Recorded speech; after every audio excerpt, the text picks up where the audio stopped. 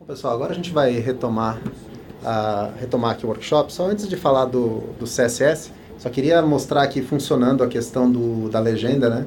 Que eu coloquei lá dentro de um localhost para poder fazer ela funcionar. Então, basicamente, aquela legenda em texto, ela vai acompanhando a fala da pessoa. E se eu quiser, eu posso mudar a legenda se eu tiver ela disponível, tanto para português como para inglês, né? E esse aqui foi o inventor do CSS, né? Curiosamente, esse daqui foi o cara que inventou o CSS dentro do W3C, falando sobre como o CSS está sendo utilizado especialmente para outros meios que não só páginas web, né? Como livros, como publicações digitais, livros especialmente, né? Ele veio numa conferência no ano retrasado para poder falar sobre esse assunto aqui, né?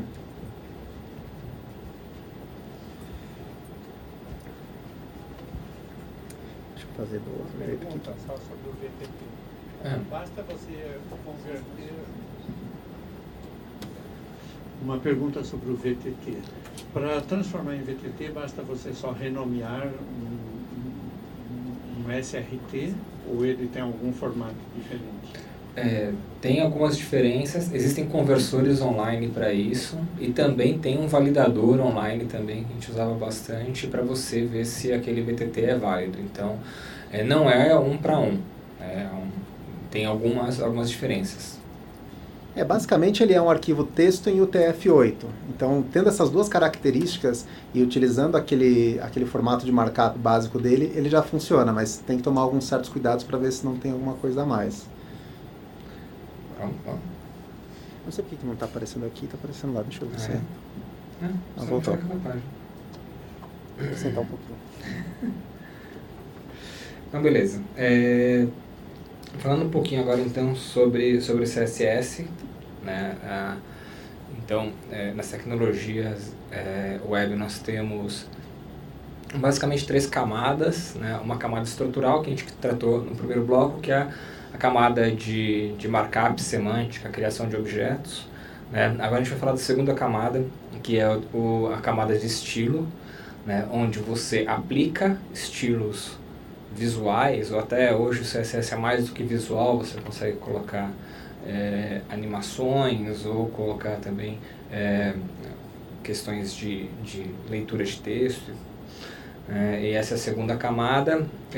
E a terceira camada que a gente não vai tratar hoje, que é a camada de JavaScript, que é uma camada de interação, que quando a gente está tratando de HTML e CSS, a gente está tratando... Nossa, eu estou sendo redundante, né? Espera aí. Acho que você pode tirar esse... Né? Pronto. Tá. Agora pelo menos captou direito, né? Porque, assim... E daí, quando a gente está falando de JavaScript, a gente está falando de uma camada de interação. E quando a gente está falando de interação, a gente está falando de... Ok, geramos arquivos estáticos, agora em tempo real podemos fazer modificações neste arquivo.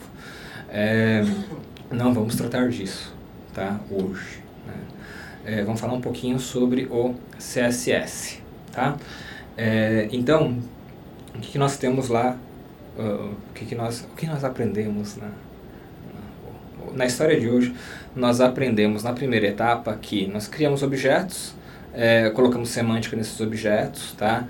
E eu falei um pouquinho sobre a questão de seletores, né? Agora eu vou conversar com vocês sobre o que nós vamos fazer com esses seletores, né?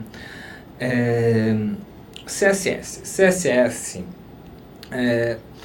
ele pode ser, para vocês entenderem a estrutura, CSS ele é uma linguagem diferente do HTML, ele tem uma estrutura, uma sintaxe diferente do HTML, porém ele pode funcionar num arquivo separado ou até mesmo num bloco de estilo dentro do seu documento HTML. A questão do bloco de estilo dentro ou de colocar CSS dentro do HTML, você pode, o browser não vai te xingar, as coisas vão funcionar, Só que não é uma boa prática, isso deve ser evitado. É sempre bom você pensar que você tem camadas a razão e os benefícios de se terem camadas diferentes, de você ter um documento de CSS separado do seu documento de markup, porque você consegue desta maneira imprimir diferentes experiências para os mesmos objetos. Certo? A partir do momento em que você mistura estilo com marcação, o que pode acontecer é que você em algum momento vai perder o controle sobre o seu estilo ou sobre sua marcação. Tá? O interessante e o mágico dessa tecnologia é que você consegue para os mesmos elementos imprimir e experimentar diversos estilos, né? Isso é fantástico, de uma maneira simples, né? Antigamente, quando você fazia uma programação de interface, você fazia a programação de interface misturada com o código, ou seja, se eu quero mudar a cor de alguma coisa, eu simplesmente enfio aquela cor ali no meio e isso é um inferno depois. Neste caso aqui, não. Vamos separar as coisas, tá? Falando um pouquinho da sintaxe. Então, falando um pouco da sintaxe do CSS. Basicamente, é só isso. Tá? Essa é a estrutura básica. Você tem um seletor, tá? Que os seletores básicos, eles são desse tipo, por exemplo, sem nada, só a letrinha ou o nome do seletor. Ele significa para o CSS que isso é uma tag. Então, no caso, é uma tag P. Então, o que ele está falando ali? Pegue no meu documento inteiro tudo que é P e aplique esse estilo. Tá?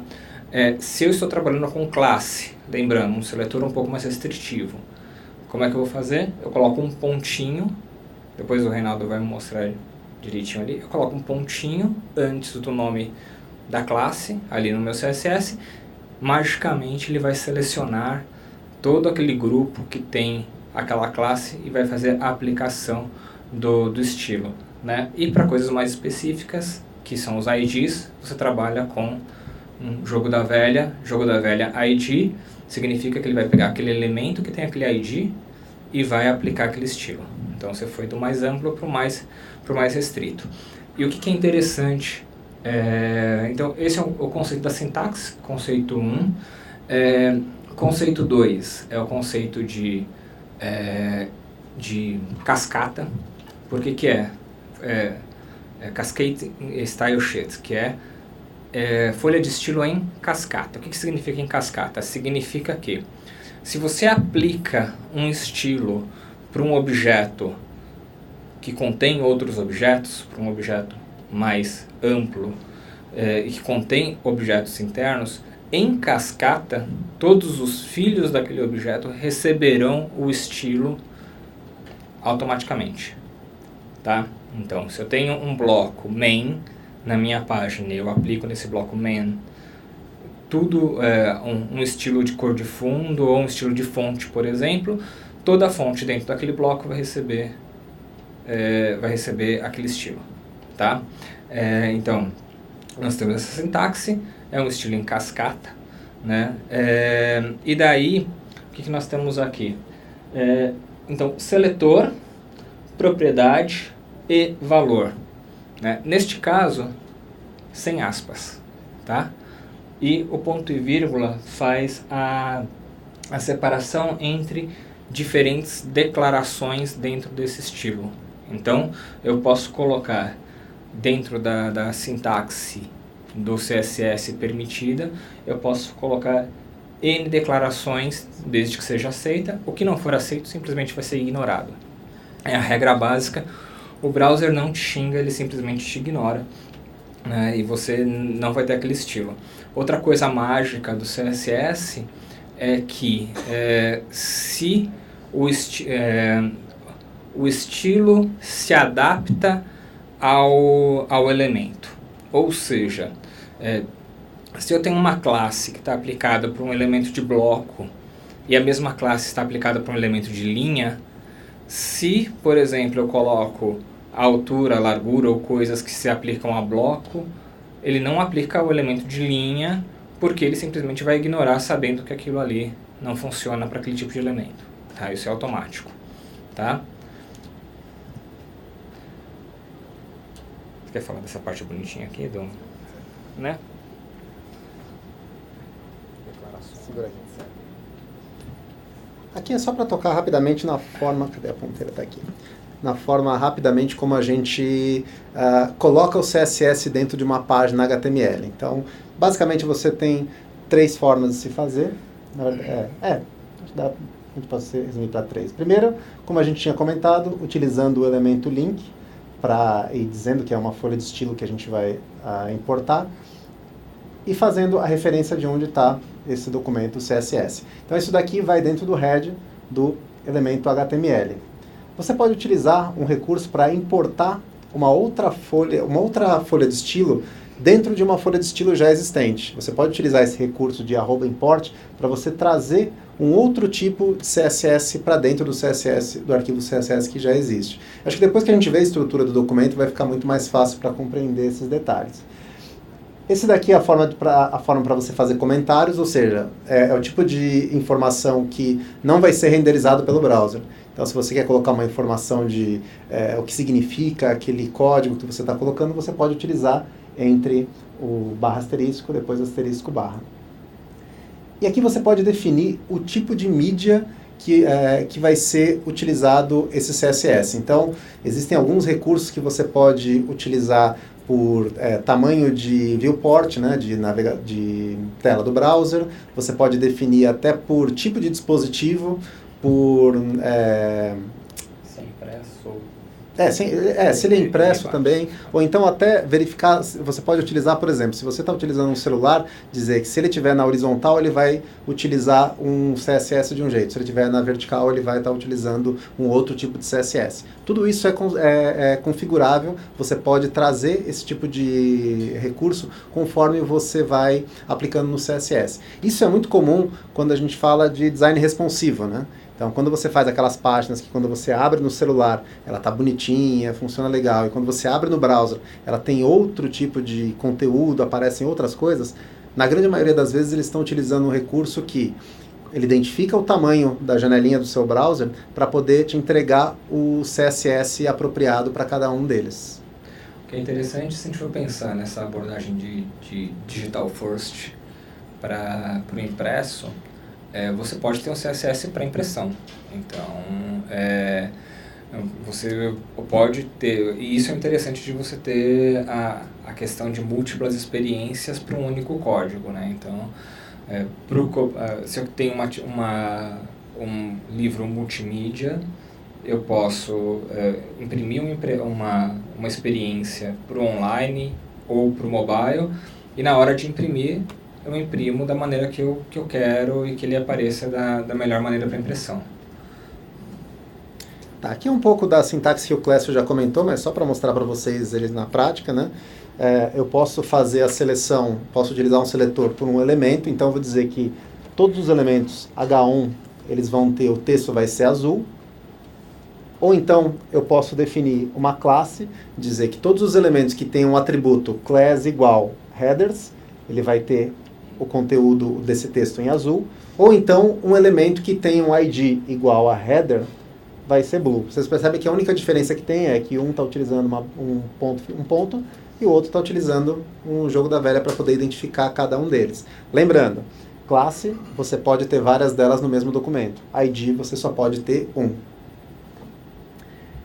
E agora tem uma questão importante para se tocar, que é os tipos de CSS. A gente teve, até pouco tempo atrás, né, a popularização do CSS3, mas ainda muitos recursos são utilizados de CSS2, especialmente para publicações digitais. Eu creio que amanhã vamos falar muito mais sobre isso, de como o CSS2 ele é muito utilizado para publicações digitais. Então, a gente veio aqui só para fazer uma breve explicação sobre alguns recursos do CSS2 que são bastante utilizados, continuam sendo utilizados, mas tem alguns recursos do CSS3 que eles vão além desse potencial do CSS2. Então, O que eu queria mostrar para vocês rapidamente é só mostrar o que a gente pode customizar com o CSS.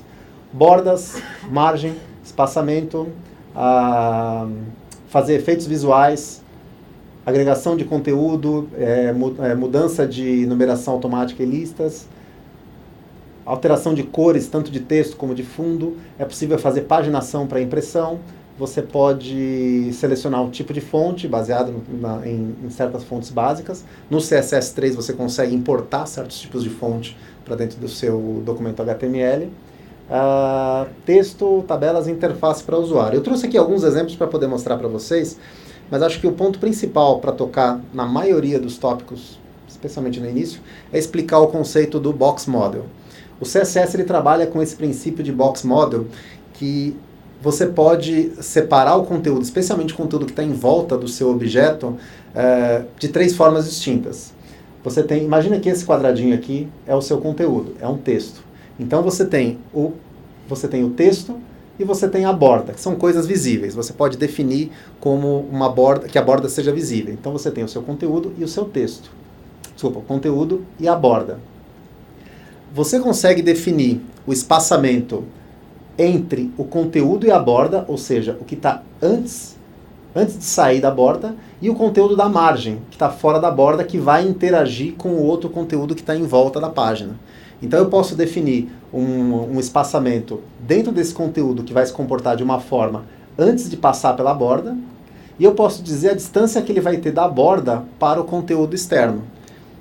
Resumindo muito rapidamente, imagina a seguinte situação. Eu tenho esse texto, um lorem y qualquer, e eu estou definindo que o padding left dele, o padding left e right, o esquerdo e o direito, são de 10 pixels. Eu defini uma borda de 5 pixels. Então eu tenho aqui uma borda branca de 5 pixels, e eu tenho um espaçamento de 10 pixels de um lado e 10 pixels de outro. Ou seja, isso daqui significa que eu estou deixando um espaçamento na esquerda para a direita de 10 pixels antes da borda.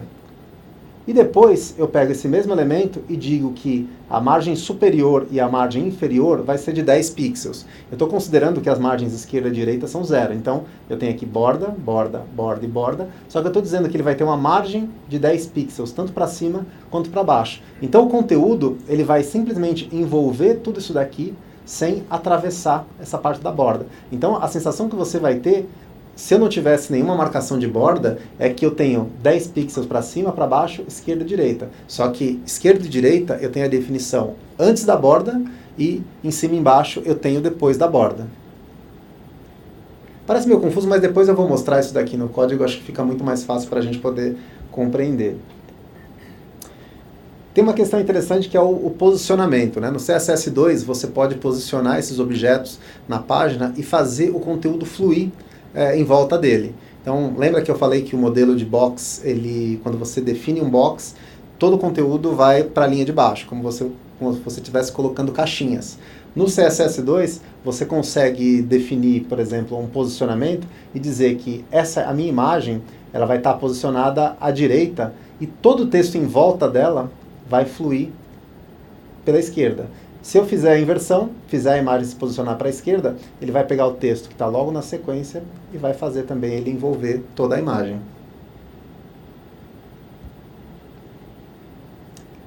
A gente pode definir a altura e largura dos objetos. É interessante colocar... Nossa, quebrou aqui isso daqui. Isso daqui deveria ser uma linha para cá e para cá.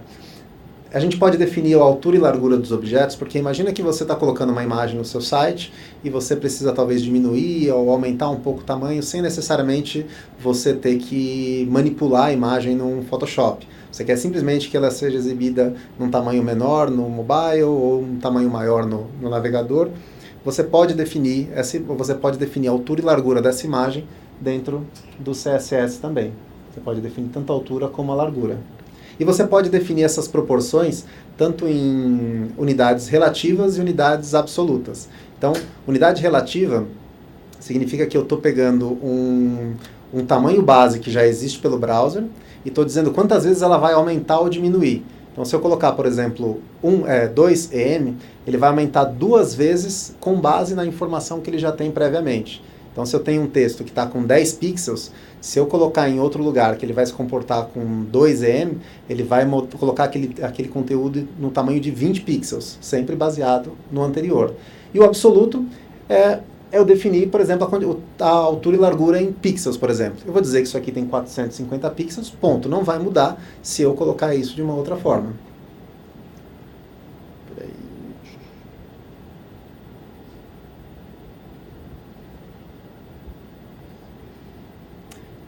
Outra questão de efeitos visuais. Então, imagina que você tem um conteúdo que você não quer que tenha uma barra de rolagem, você quer tratar certas barras de rolagem de forma independente, ou até dentro de um viewport ou de um elemento específico. Você definindo, por exemplo, definindo o overflow como hidden ou visible, você pode definir se vai ter ou não barra de rolagem na sua janela. Então eu tenho aqui nesse caso uma parte de uma página web que deveria continuar aqui, vocês percebem que ele não coloca barra de rolagem na página. Se eu defino como overflow visible, ele vai permitir a barra de rolagem para que eu consiga seguir o conteúdo até lá embaixo. Esse conteúdo ele ainda existe, ele só não tem uma barra de rolagem para ser exibido. Então isso é um tipo de coisa que tem que ser feito com muito cuidado para que você não interfira na experiência do usuário ao navegar nesse determinado tipo de conteúdo, né?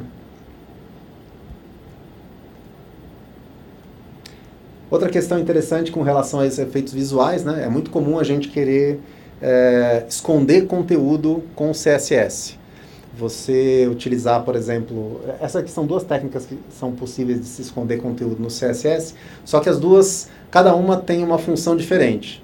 Quando você define como display none, você simplesmente tira aquele objeto, a referência daquele objeto de lá, e todo o conteúdo ele passa a fluir na página.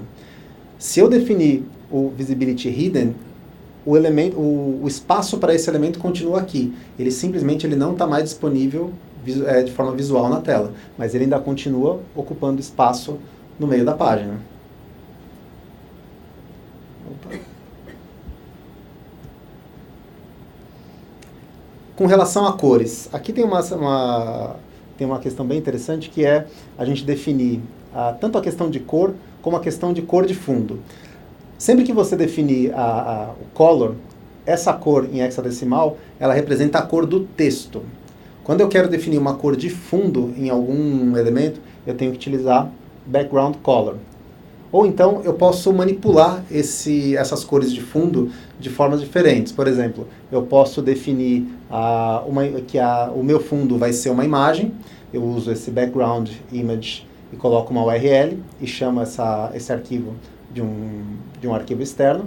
E eu posso também manipular esse background para que ele seja exibido de formas distintas. Por exemplo, eu quero dizer que ele vai só se repetir pelo eixo X da minha página. Então, se você colocar, vamos dizer que você tem uma imagem de um iconezinho de 10 pixels, ele vai simplesmente se repetir em uma linha da página. Se eu colocar repeat Y, ele vai repetir só por uma linha na esquerda da página.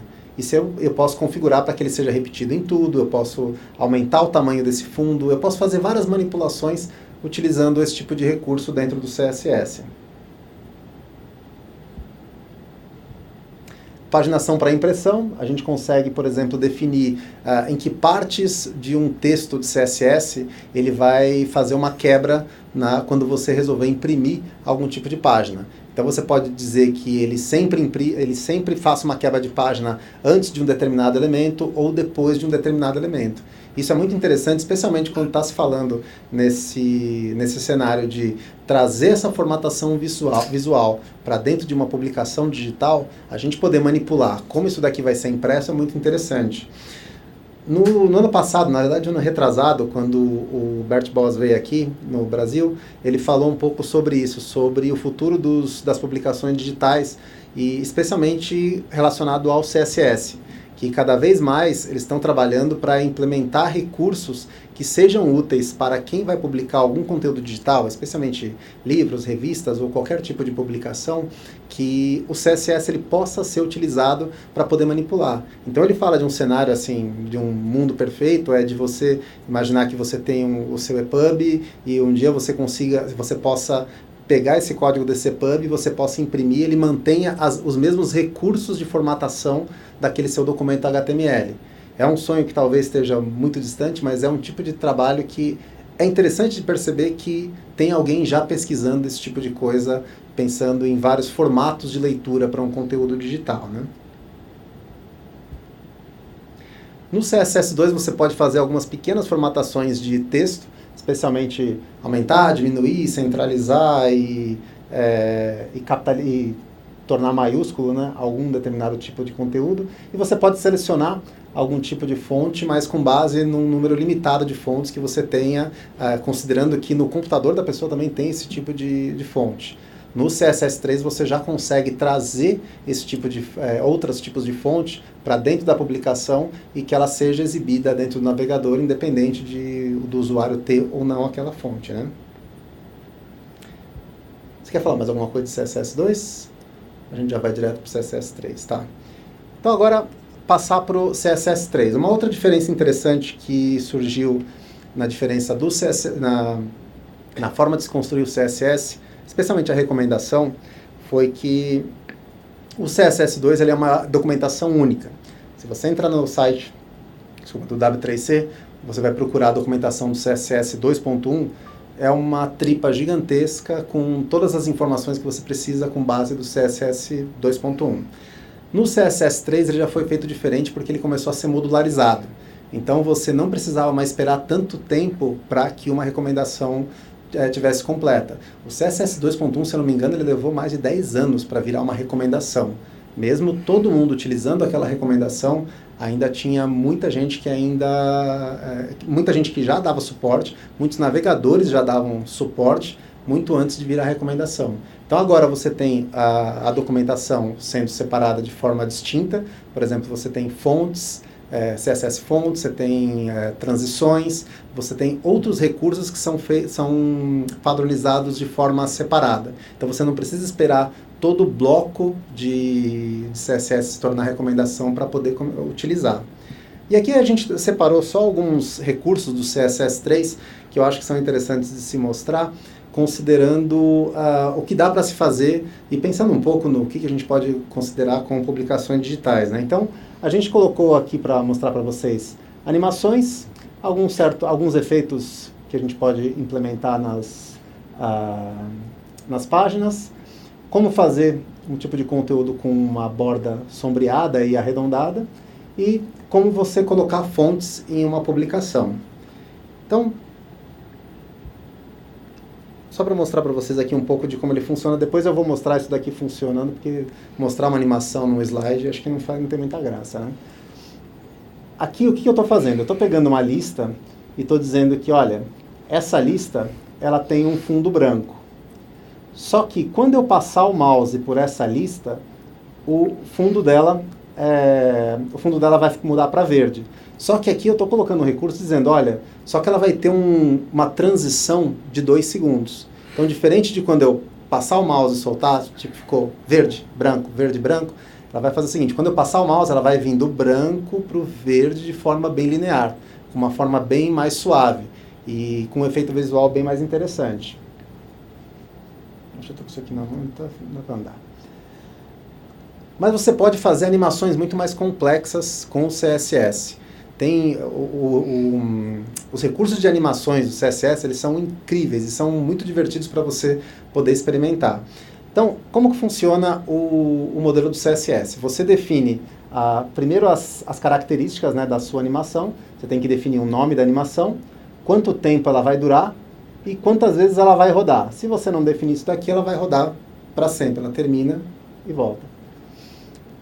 E aí você pode definir, utilizando os keyframes, para definir como vai ser essa transição dessa animação. Então eu estou dizendo que ela vai começar com que eu estou utilizando a imagem, né? Eu estou chamando essa imagem de ponto .grow, que é essa imagem aqui.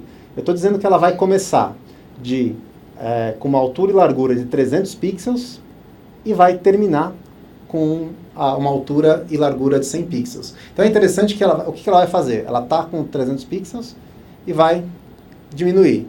Só que o que ela vai fazer? Ela começa, diminui, começa, diminui, começa, diminui.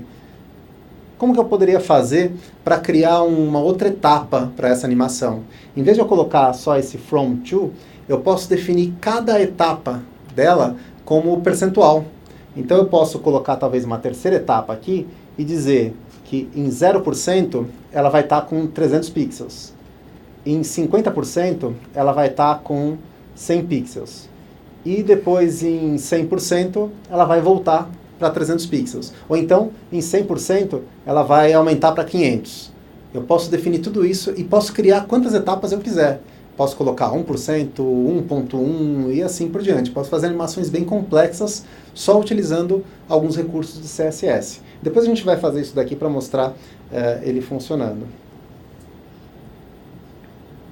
Fontes. Eu acho que esse é um tema bem interessante. Eu acho que vai ser um tema, acho que talvez muito debatido amanhã, com relação a você trazer fontes para dentro do seu documento HTML, e acho que dentro do EPUB é um tema muito interessante de ser discutido, que é você customizar as fontes do seu documento. Então eu não preciso mais utilizar simplesmente Arial, Verdana, que são as fontes que todos os computadores têm.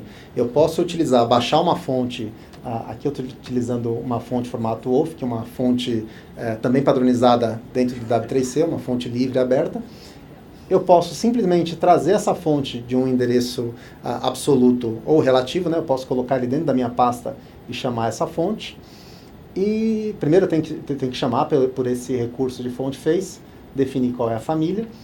E depois, dentro do elemento que eu quero mudar, eu simplesmente chamo, através desse atributo de font family, eu chamo a fonte que eu estou chamando ali em cima. Então, basicamente, o que eu estou fazendo? Peguei um documento com um monte de informações de fontes, coloquei dentro do meu servidor, e a partir do CSS eu consigo chamar e utilizar esses recursos dentro da minha página. Fazer conteúdo sombreado, né? Tanto eu acho que conteúdo sombreado como arredondado.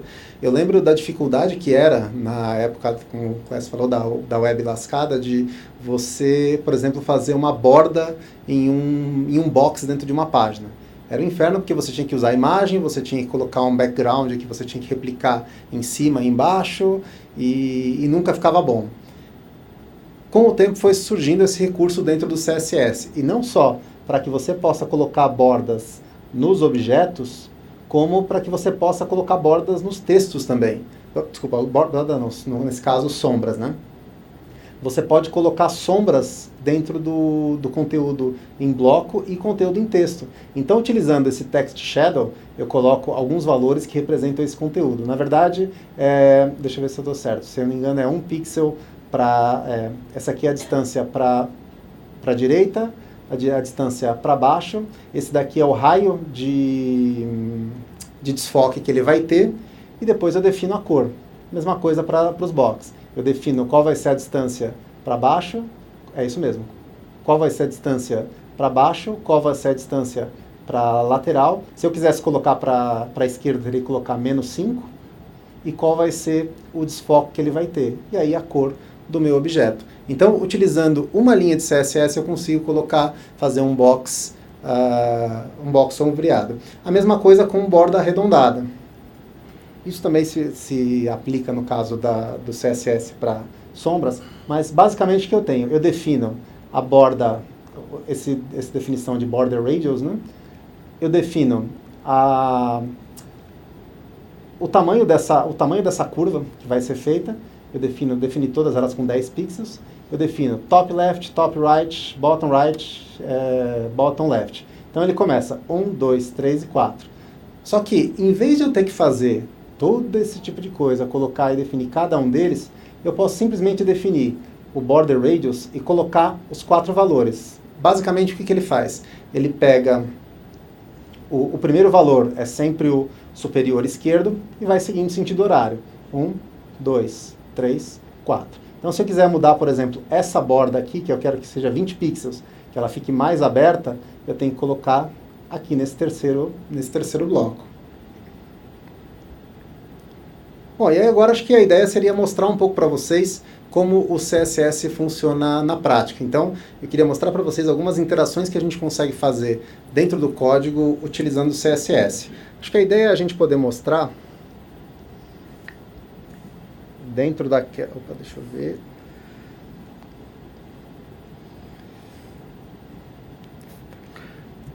dentro daquele próprio código que a gente começou a desenvolver e mostrar como ele vai se comportando, né? Você vai falar alguma coisa? Eu ia falar assim, a diferença... Então, assim, para vocês que são jovens e não viveram essa época de transição do CSS2 para o CSS3, a diferença básica é que a gente passou de uma web voltada para um documento, geralmente uma documentação científica pensada para isso, para uma web multimídia. Né? Então, a gente tinha... antes, você tinha que...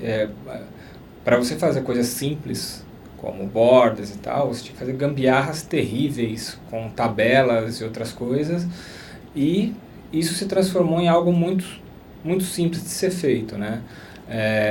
Esse é o... Esse é o item 1. Então, assim, a diferença básica entre você usar o CSS2, que ainda é suportado, para o CSS3, é que você partiu de algo que era simplesmente vertical, com um box fixo e algumas interatividades com esse box, para uma web de multimídia geral em que você pode fazer qualquer coisa com cada elemento de box, até mesmo distorcer o box. Tá? Só uma observação sobre a animação. Muita gente vai falar assim, qual que é a diferença de fazer animação com JavaScript e fazer animação com CSS? Tá? A animação com JavaScript, ela é uma animação feita geralmente frame a frame em relação ao tempo que a coisa se desenvolve. Né? Então, quando você faz uma animação com JavaScript, você está fazendo também uma gambiarra ali de alteração de CSS via JavaScript, e isso tudo é processado no processador, na CPU normal da máquina ali, né? Então ele está roubando tempo de processamento. A animação com o CSS, ela é um mecanismo pensado para otimizar a animação, ela é pensada para fazer animação, e ela geralmente é processada na GPU. Né? Então ela não é processada no seu processador, ela não vai roubar tempo de processamento normal.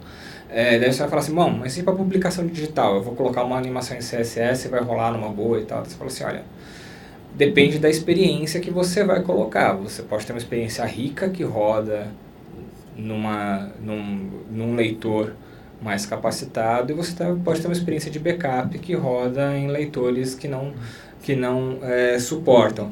Mas, teoricamente, como tudo é baseado em CSS3 e HTML5, sim, essas coisas podem ser utilizadas.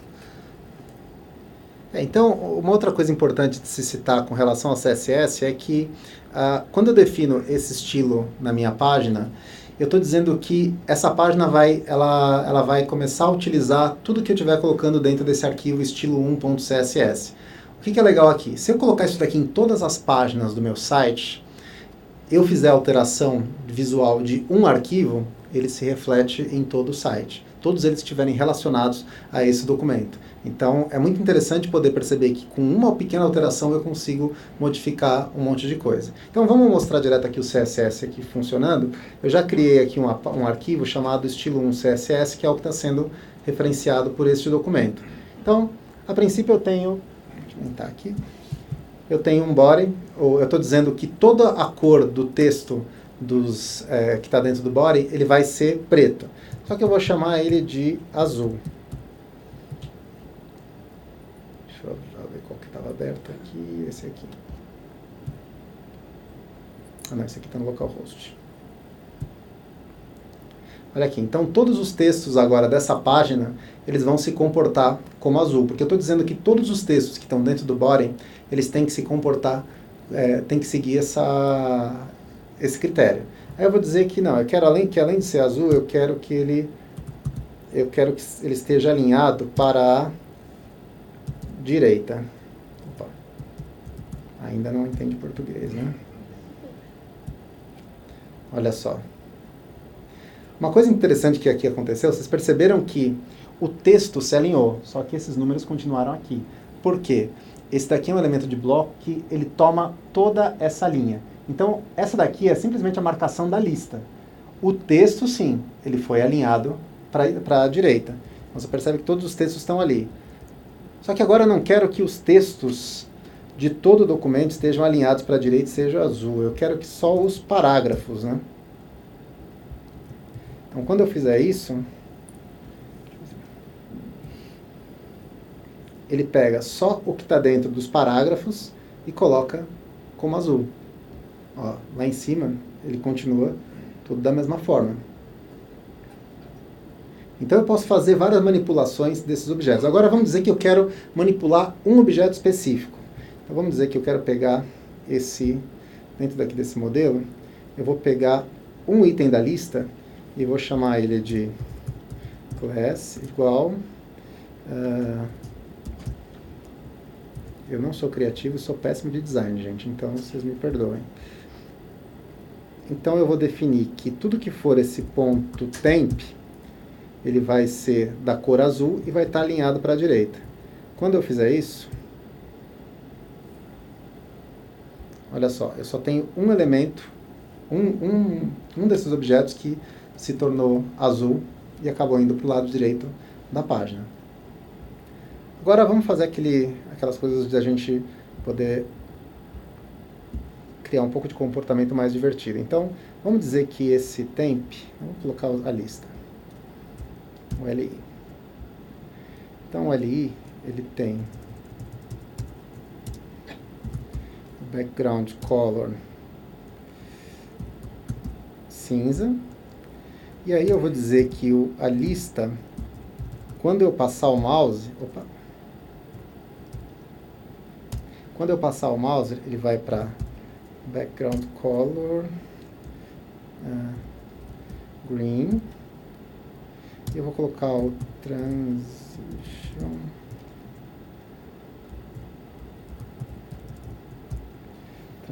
duration, é isso. Equivalente a 2 segundos. Vamos ver se isso aqui vai funcionar. Então, beleza, eu disse que todas as listas agora elas têm o fundo cinza. Quando eu passar o mouse, ele vai ficar com o fundo verde. Só que olha a diferença de eu utilizar esse transition. Se eu tirar isso aqui, ó, quando eu passo o mouse, ó, ele simplesmente muda a cor 100%. Agora, quando eu coloco um transition de 2 segundos, ele faz isso de forma mais suave. Então, quando eu passo o mouse, eu tenho esse formato muito mais suave. Agora, uma coisa interessante para se mostrar com relação à herança, né? Eu tenho aqui naquele documento, lembra que a gente fez aqui o elemento nave, de navegação, eu tenho a lista e tenho os objetos dentro dele. Vamos dizer que eu queira mudar a cor desse objeto de navegação, do nave. Background color. E eu vou tirar por enquanto o desse daqui. Peraí. Então, vocês repararam que eu coloquei um CSS dentro do navegação e ele mudou a cor de fundo de todos os elementos. Então, ou seja, os elementos que não tinham a cor de fundo declarada, eles foram recebendo a cor de fundo que vinha do elemento anterior.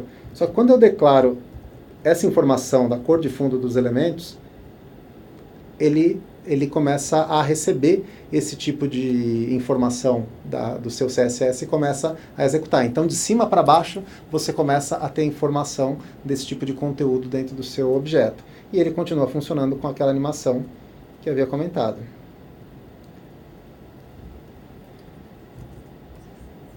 Deixa eu pegar... vamos fazer aqui no nave mesmo. Vamos colocar o box shadow. 10px, 10px. Isso aqui vai ficar horrível, gente. Ficou. Então eu consigo definir dentro desse objeto que ele vai ter e isso eu estou falando só do elemento de navegação. Só esse elemento, só que o elemento de lista, ele está dentro desse objeto, ele não pegou. É bem Geosites, né, esse negócio. É legal, né? Não, é que eu sou designer de Geosites, né? O problema sou eu. E eu posso também fazer isso com o texto, né, que está dentro do nave. Vamos fazer coisa mais feia. Duvida? Você não sabe o meu potencial, rapaz.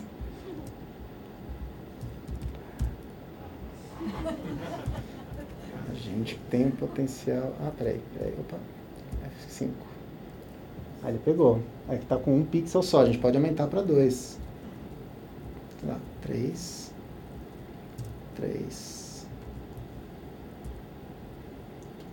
Olha só. Não lembra a web dos anos 90, né? Isso que dá imagem. Então, isso que o Clécio falou é interessante, porque antigamente tudo isso daqui, para se fazer isso daqui, era com imagem. Você, para fazer um fundinho arredondado, para fazer um fundo com sombra, você precisava fazer isso com imagem. Vou colocar aqui um border radius aqui.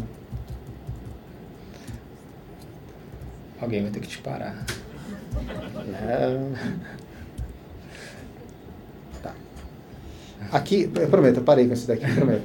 Mas vocês perceberam que o fundo, ele só pegou, eu coloquei como 10 pixels no border radius.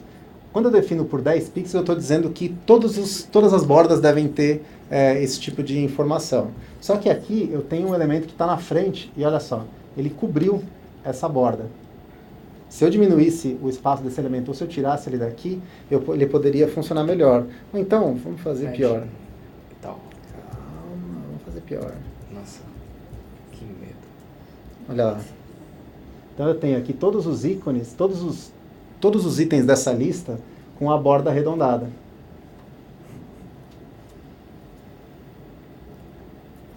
Ainda dá tempo de mostrar mais algumas loucuras. Agora deixa eu colocar, só para a gente não perder muito tempo, eu vou copiar um código que eu já tenho pronto aqui, para a gente alterar a fonte.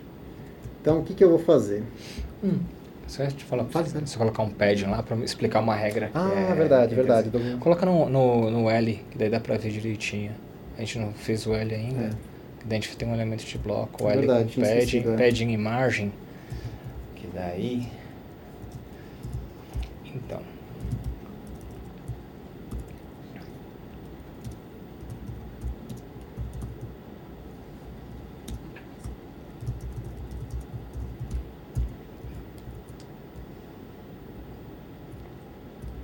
É que ele... no L ele não tá... Não, porque não é o L, é OL.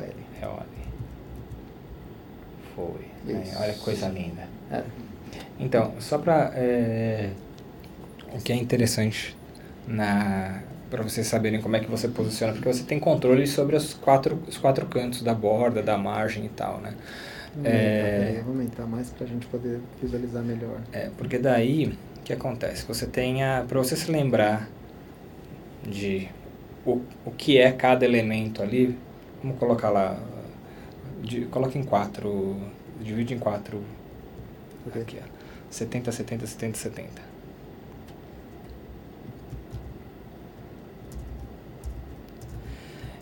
Então, assim, aí, como é que você controla cada elemento? Como é que você sabe o que é top? Isso, para quem não sabe, é a regra do relógio, né? Então, primeiro top, segundo elemento é borda da direita, depois bottom, depois borda da esquerda. Tá? Então, isso é aplicado no CSS todas as vezes que você tem controle, para você se lembrar depois como é que faz esse negócio. Isso, exatamente. Né? Agora só para mostrar a diferença, vamos colocar uma margem de 100. Vocês vão perceber que o que vai influenciar é o conteúdo que está em volta. Então, assim, eu vou colocar uma margem maior, vocês vão perceber que o que vai influenciar é essa distância aqui e essa distância aqui.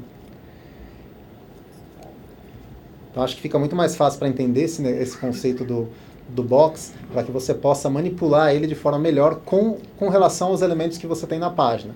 Sejam eles os elementos que vão ficar ao lado, em cima ou embaixo, ou simplesmente a distância que você quer que tenha esse conteúdo da sua borda, né? Ficou bonito, viu? Parabéns. A gente vai fazer pior, você vai ver. Vamos tirar só daqui para a gente ganhar espaço. Agora eu vou falar das fontes. Não adianta colocar a fonte agora. Então, vamos lá. Então, o que eu estou fazendo aqui? Deixa eu colocar lá em cima que é melhor. Então, o que eu estou fazendo? Eu peguei uma fonte da internet, deixei nesse mesmo diretório. É uma fonte aberta, uma fonte livre. Então, basicamente, o que eu estou fazendo? Eu estou definindo o nome da família dessa fonte e de onde eu estou pegando esse recurso. E aí eu vou dizer que o conteúdo das listas, eles vão utilizar esse tipo de fonte. E aí agora a gente vai ver o que aconteceu.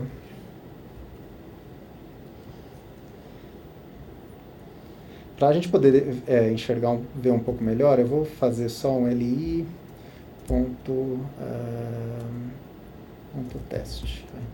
E aí eu vou colocar alguns deles como uma classe de teste.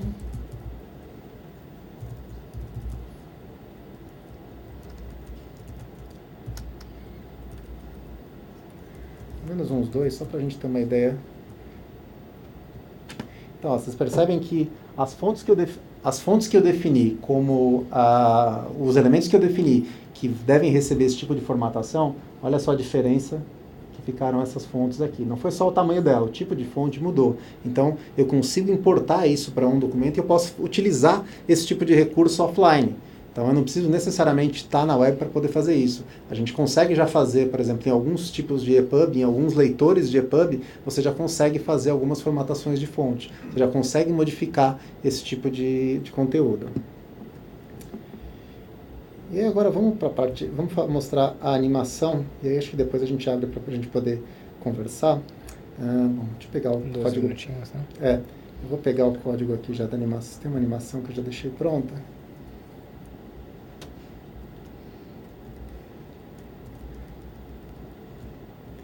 E aí a gente modifica ela.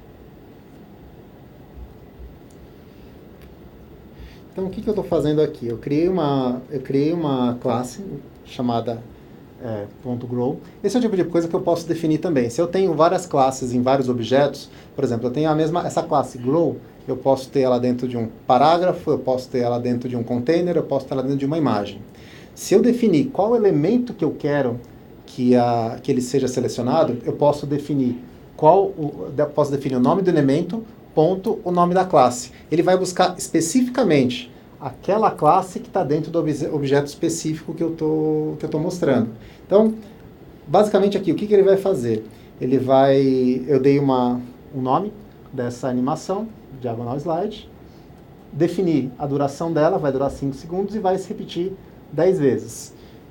E aí eu estou fazendo as pirotecnias de aumentar e diminuir o tamanho dessa imagem. Talvez eu tenha que definir só o position dela. Acho que ela não vai funcionar assim, tem que definir a posição primeiro. Peraí, eu tenho que botar aqui o ponto .grow.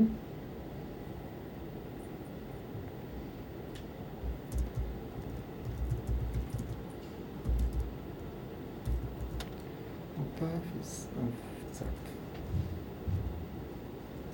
Acho que funcionou. Funcionou. Vocês perceberam o que está acontecendo aqui nessa imagem? Basicamente, essa imagem estava com 300 pixels de altura e ela está diminuindo. E eu posso configurar vários recursos dela. Posso configurar, por exemplo, que ela vai começar depois de um determinado tempo. Posso configurar que ela vai funcionar depois que eu passar o mouse sobre ela. E eu posso fazer uma infinidade de coisas malucas que acho que é melhor vocês não deixarem eu fazer, né?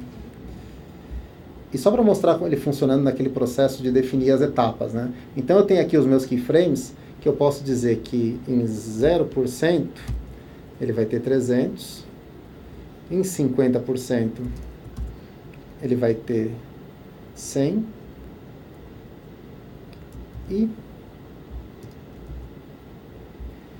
em 100% ele vai ter 300. Existem outras formas de você fazer uma animação que vai e volta, né? Existem outros recursos, mas a gente não vai chegar tão a fundo nisso. Eu só estou mostrando as possibilidades do CSS. Aí você viu que ela parou de se mexer, né? Então, porque ela tinha uma limitação. Eu posso colocar aqui como infinite e diminuir a duração para 2 segundos. Então eu consigo modificar, fazer com que ela vá e volte e pareça uma animação infinita. E eu posso colocar etapas nesse processo. Então eu coloquei o 0, o 50% e o 100%. Então a partir daí eu posso aumentar esse escopo. Eu posso diminuir 0, 50%, 75%. Posso ir acrescentando etapas nesse meu objeto. Enquanto ninguém falar para eu parar, eu não vou parar. Se eu quiser colocar outros elementos aqui, outras modificações nessa imagem, eu preciso definir nas etapas. Não adianta simplesmente eu colocar aqui no 75%, ela vai ter, deixa eu ver, eu queria colocar algum outro recurso que funcionaria para a imagem. Deixa eu ver. Margem. Acho que isso aqui não vai funcionar porque eu teria que definir lá nos outros também. Então eu quero dizer que quando chegar em 75%, ela vai fazer assim com a margem. Pau! Para todos os lados. Deveria modificar esses objetos para outro canto, mas acho que ela não vai fazer. Ela fez. Nossa. Não, e bom senso zero, né? Não dá para desver. Mas é isso. O que a gente queria mostrar para vocês, assim, o objetivo não é que vocês saiam daqui já desenvolvendo e fazendo coisas em CSS. Não, deixa eu tirar disso, pelo amor de Deus. Não é que vocês saiam daqui já criando páginas HTML e desenvolvendo com CSS, fazendo animações, fazendo essas barbaridades aqui na web. Mas é mostrar para vocês um potencial básico do que a gente tem dentro da web, o que a gente pode fazer com a web. Vocês têm uma infinidade de outros recursos e informações. A gente até dentro do W3C tem algumas apostilas de cursos de HTML5. Isso aqui que vocês viram numa manhã, a gente costuma dar em uma semana. Então foi tudo muito rápido assim para poder apresentar esse conteúdo, que é uma breve introdução para o que vocês vão ver amanhã sobre publicações digitais. Então, para hoje a gente ainda vai mostrar um pouco sobre SVG, acessibilidade e algumas boas práticas e casos de uso de publicações digitais, para amanhã a gente começar com o EPUB. E a gente tem uns 5 minutinhos para conversar aqui. Alguém tem alguma dúvida, quer comentar alguma coisa? Esses efeitos e transições estão funcionando em todos os browsers ou está tendo probleminha entre um e outro? Já estão funcionando na maioria, tanto que antigamente para fazer esse tipo de coisa eu tinha que colocar um prefixo, né, de WebKit para que ele funcionasse em determinado browser. Hoje, praticamente os browsers mais modernos eles aceitam. O que a gente trouxe aqui são coisas que já funcionam bem na maioria dos browsers.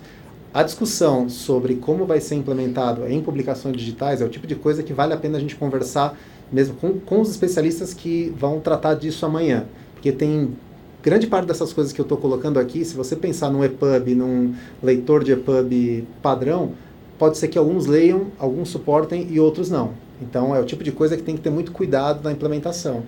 Aqui eu estou mostrando que existe. Pelo amor de Deus, não fazer esse tipo de coisa em um livro digital, porque imagina a experiência do usuário lendo um conteúdo e vendo aquele desenho rodando pela tela. É o que o Clécio falou, vai depender muito da experiência, exatamente, da proposta que você tem da sua publicação. Não faça nada do que o Reinaldo fez no livro. Então. Por favor. Especialmente no livro, por favor. Em relação ao dimensionamento, existe algum tipo diferente de unidade para dispositivos com densidade de pixel diferente?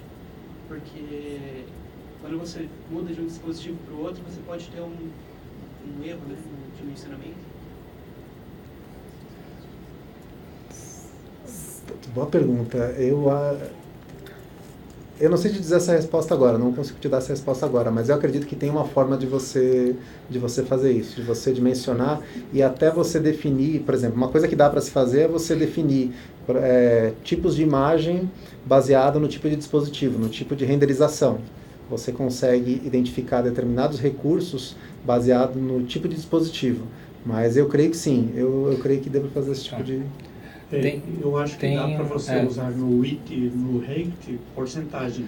Sim, porcentagem sim. Resolve isso. Assim, por exemplo, para fontes, na verdade até para elementos, tem medidas relativas que são VW, VH, que são medidas relativas ao comprimento e à altura, né? Assim, existe uma infinidade de unidades relativas, né? Só que assim, mas assim, até o próprio pixel, neste caso, mesmo com densidade de tela, em muitos casos ele acaba se adaptando, porque você pode fazer você tem controle sobre simulação de viewport. O que isso significa? Que você, por exemplo, pode simular que aquela tela vai funcionar, mesmo a tela sendo menor, ela vai funcionar como se ela fosse 1024 por 768, entendeu? Dá para fazer uma série de coisas. Mas existem sim problemas que você tem, o pixel ele é seguro porque ele é uma medida previsível. Você coloca e você sabe o resultado final. Medidas que dependem de largura ou altura da tela, do dispositivo, do viewport, podem ter um potencial de virar um inferno, porque você não sabe hoje, nos milhares de tamanhos de tela, o resultado que você vai ter. Então, na nossa experiência, você só usa esse tipo de coisa quando você tem certeza do resultado que você quer no final, sabe? Mas sim, existem densidades diferentes e tal, né? Mas eu geralmente acabo tendendo para fazer as coisas em pixel. Na verdade, o pixel já não é mais um pixel, então não é mais uma medida absoluta de um pontinho na tela, né? Então hoje é só uma medida de referência mesmo. Você me corrige se eu falei besteira. Não. Que daí... Alguém quer comentar mais alguma coisa? Não, só comentar que a gente usa muita porcentagem nas coisas. Justamente por essa questão dos dispositivos, a gente começou a adotar muito porcentagem e viu que ele tem uma boa aceitação e desempenho nos livros. Seria uma das práticas. Para design fluido, porcentagem mesmo. Melhor coisa que tem. A melhor coisa que tem. Uma coisa que eu acabei esquecendo de comentar, para quem acho que já está acostumado com HTML, ou desenvolver esse tipo de coisa, pode pensar, é tudo muito fácil, é tudo muito simples. Mas o que eu queria contar, especialmente para quem não ainda está familiarizado com esse universo, isso aqui que eu estou usando nada mais é do que um editor de código que deixa tudo coloridinho. Você pode fazer uma página HTML com um bloco de notas do Windows. Você pode usar o bloco de notas do Windows para fazer HTML, CSS e testar na sua máquina sem acesso à internet. Então você pode utilizar com qualquer editor de texto, você consegue fazer praticamente tudo aqui. Talvez a questão do vídeo com legenda seja algo um pouco mais complicada para você fazer offline, mas basicamente tudo que a gente mostrou aqui nessa manhã, dá para você fazer com qualquer editor de texto do mais simples que tiver. E só mais um ponto que é interessante com essa questão de CSS sem cascata, que, por exemplo, se você fez a importação de um arquivo de CSS e logo abaixo você vai fazer a importação de um outro arquivo de CSS, o que vai acontecer? Qual que vai ser o comportamento? O comportamento sempre é um comportamento complementar. O que ele vai fazer é o seguinte, olha, a regra do primeiro vale, a não ser que exista uma regra no segundo que sobreponha a do primeiro arquivo. Então, com isso, você pode, por exemplo, ter um arquivo geral, de estilo geral para todas as páginas, e você pode ter um arquivo complementar específico para páginas específicas, que daí esse arquivo ele simplesmente vai complementar aquilo ali. Certo? Perfeito. Alguém quer comentar mais alguma coisa? Bom, então a gente acabou essa parte da manhã, acabamos pontualmente no horário programado. A ideia é que a gente tenha 1h30 de almoço, né? Até porque na Paulista nem sempre é tão fácil a gente conseguir almoçar em 1 hora, mas eu queria pedir para vocês, assim, tentar estar pontualmente aqui às 2h30 para a gente poder recomeçar o período da tarde. Tudo bem? E lembrando aquele recadinho, quem for embora, por gentileza, devolver o crachá e o cartão para os seguranças ou na recepção do evento. E não deixar as coisas na sala. Por gentileza. Grata.